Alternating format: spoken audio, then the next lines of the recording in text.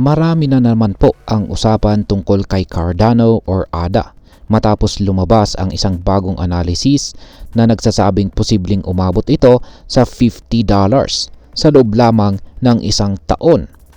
Pero gaano nga ba ito kaposible? At ano ang mga senyales na maaring sumuporta sa predicsyong ito? At ayan po ang siyang ating pag-uusapan sa video na ito. Pero bago po tayo magpatuloy ay pakibasa na lamang po ang disclaimer dito sa ibaba ng ating screen. Ayan, bakit nga ba bumaba ang presyo ni Cardano? Ayan, sa nakalipas na linggo ay kapansin-pansin po ang pagbaba ng presyo ni ADA.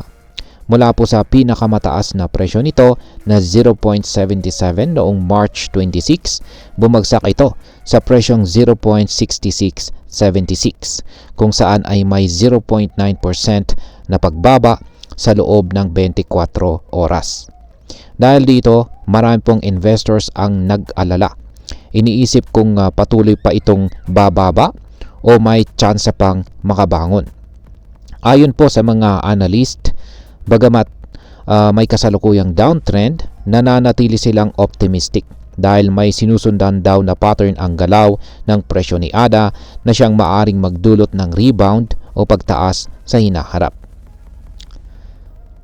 Ngayon ay pag-usapan naman po natin ang tungkol dito sa ascending channel pattern ni Cardano. Base po sa isang chart mula sa TradingView, napansin po ng mga eksperto na si Cardano ay sumusunod sa tinatawag na ascending channel pattern. Kaya ano nga ba ito? Sa madaling salita ay ito ay isang price movement pattern kung saan ang presyo ng isang asset ay gumagalaw pataas sa pagitan ng dalawang parallel lines. Sa nakalipas na taon ay nakita na itong si ADA ay bumababa sa ilang pagkakataon ngunit palaging nakakaharap ng suporta at muling tumataas.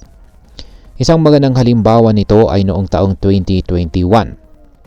Ayan, meron po tayong isang chart dito. Yan po yung chart ni Cardano.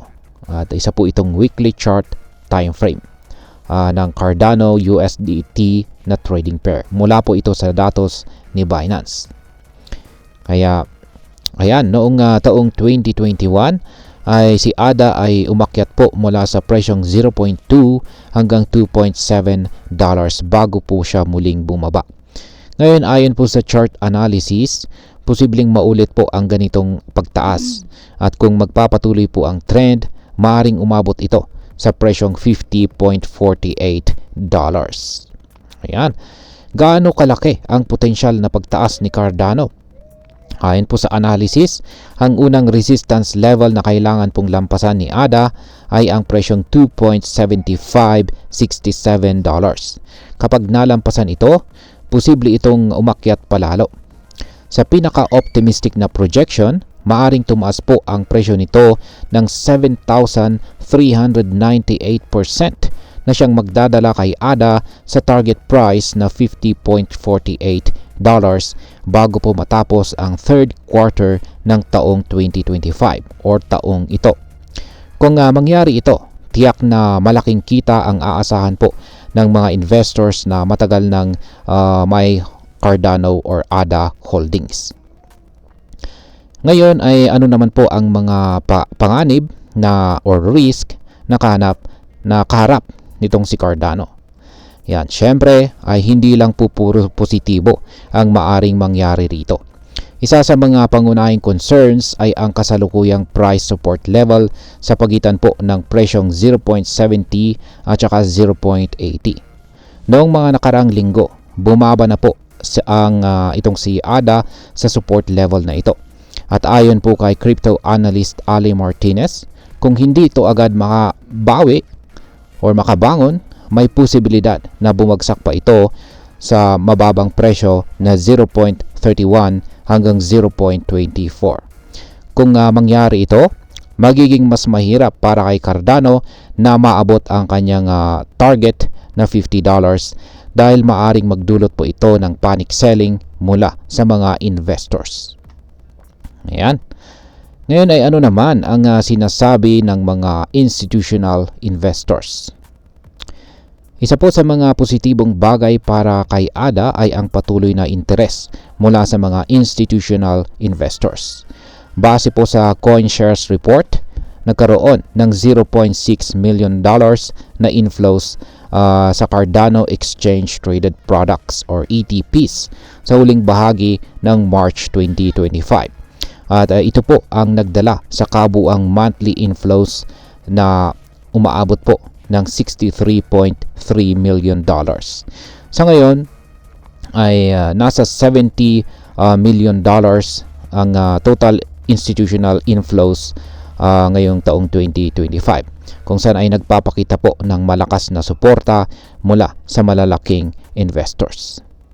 Ayan. Kung ikukumpara po natin sa ibang altcoins, medyo stable po ang movement ng institutional funds ni Cardano. Halimbawa, si XRP ay may $4.8 million na weekly inflows. Si Solana ay may $7.8 million na weekly inflows.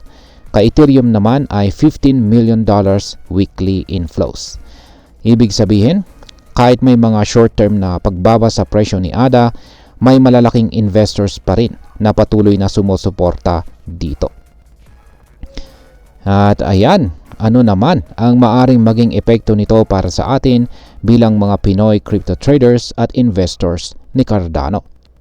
Para sa atin, ang prediction ito ay may malaking epekto. Kung tama po ang analysis at umabot nga si ADA sa presyong $50, napakalaki po ng potensyal na kita nito, lalo na kung makabili tayo habang mababa pa ang presyo ni ADA.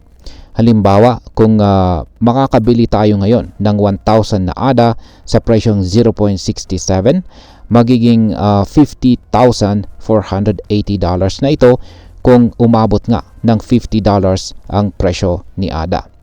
Isipin mo na lang ang posibleng gain na makukuha natin dito kung sakaling nagkatotoo ito. Gayunpaman ay dapat din nating isaalang-alang ang mga risk. Kung bumaba pa si ADA sa presyong 0.24, maaring malugi po. Maari po tayong malugi bilang mga short-term traders na hindi makakahintay sa long-term growth nito. At ayan, dapat ba tayong mag-invest kay Cardano?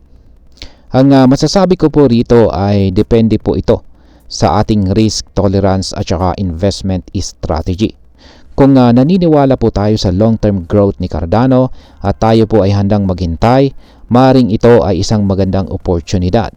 Pero kung mas gusto po natin ang short-term trading, dapat po tayo mag-ingat at pag-aralan po nating mabuti ang market movements bago po tayo magdesisyon.